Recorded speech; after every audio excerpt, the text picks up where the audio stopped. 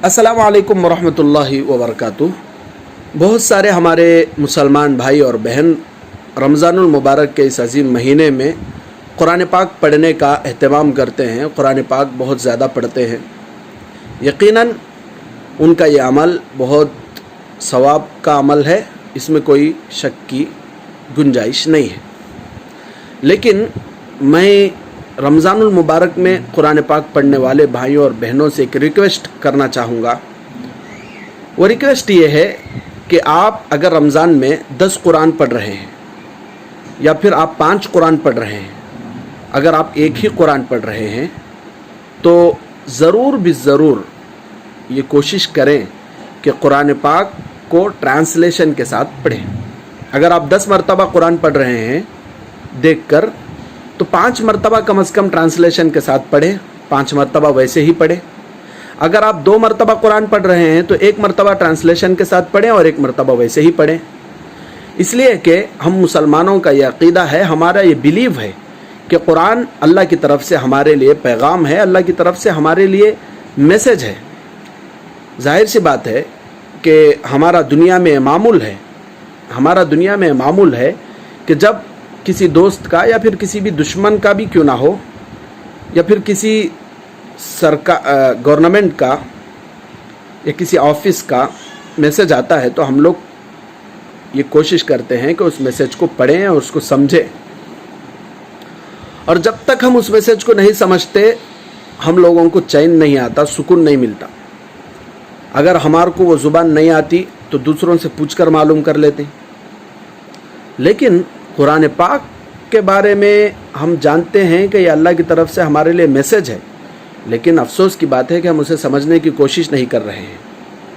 बहुत अफसोस की बात है। तो इसलिए मैं रिक्वेस्ट कर रहा हूँ तमाम मुसलमान भाइयों और बहनों से कि अगर आप कुरान पाक पढ़ रहे हैं तो ज़रूर ट्रांसलेशन के साथ पढ़ने की कोशिश करें।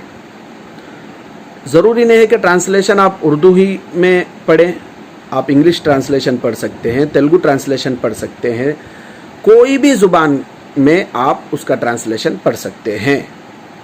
इसलिए कि कुरान पाक पढ़ना असल नहीं है, बल्कि पढ़ने के साथ साथ समझना और समझने के साथ साथ उस पर अमल करना ये असल है। तो इसलिए जो मुसलमान पढ़ रहे हैं काबिल मुबारकबाद हैं, समझने की कोशिश करें, और जो समझ रहे हैं वो डबल काबिल मुबारकबाद है, अमल करने की कोशिश करें, और अमल कर रहे हैं तो वो त्रिबल काबिल मुबारकबाद है, वो उस पर जमे रहने की कोशिश करें। और जो मुसलमान भाई और बहन अब तक कुरान पढ़ना ही नहीं जानते, वो जितना जल्द हो सके पहली फुर्सत में कुरान पाक को पढ़ना सीखें और उसको समझने की कोशिश करें और उसके मुताबिक अमल करने की कोशिश करें। उम्मीद करता हूँ कि मेरे तमाम भाई और बहन मेरे इस वीडियो को समझेंगे और कुरान पाक को ट्रांसलेशन के साथ पढ़ेंगे। देखो, कुरान पाक ट्रांसलेशन के साथ पढ़ना ये हर मुसलमान की, बल्कि हर इंसान की जिम्मेदारी है। जो भी सही रास्ता ढूंढना चाहता है उसके लिए ज़रूरी है कि वो कुरान पाक को ट्रांसलेशन के साथ पढ़ें। बहुत सारे लोग क्या बोलते हैं कि कुरान पाक को समझना ये हमारा काम नहीं, ये आलिमां का काम बोलते हैं। यहाँ पर एक छोटा क्लैरिफिकेशन मैं देना चाहता हूँ, वो ये है कुरान पाक का ट्रांसलेशन पढ़ना ये हर किसी का काम है। हर कोई कुरान पाक का ट्रांसलेशन पढ़ सकता है, इसमें कोई हरज की बात नहीं है। आलिमां का स्पेशल काम क्या बोले तो कुरान पाक पढ़ने के बाद उसके ज़रिए से मसले निकालना, उसके ज़रिए से आज के ज़माने में पेश आने वाले बातों का हल बताना, यह आलिमां का काम है, ये कुरान के एक्सपर्ट्स का काम है। जो कुरान के लिए अपनी ज़िंदगी का आधा हिस्सा लगा दिए हैं, अपनी ज़िंदगी के 10 साल 15 साल लगाते हैं, उन लोगों का काम है कि वो कुरान की बारीकियों को बयान करें और उसमें जो डीप बातें हैं उन बातों को समझाएं, ये उनका काम है।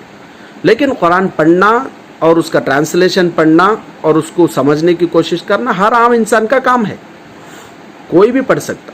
हाँ, आप जब कुरान पाक का ट्रांसलेशन पढ़ेंगे तो आपको अगर कहीं पर कुछ डाउट आता है तो आप आलिमों से पूछकर उन डाउट्स को दूर करने की कोशिश करें। लेकिन ज़रूर कुरान पाक का ट्रांसलेशन पढ़ें और जो भी आपको समझ में आता है कुरान पाक से उस पर अमल करने की फ़िक्र करें। उम्मीद करता हूँ कि मेरी बातें आपको समझ में आई होंगी। जज़ाकुमुल्लाह खैर। अस्सलामु अलैकुम वरहमतुल्लाहि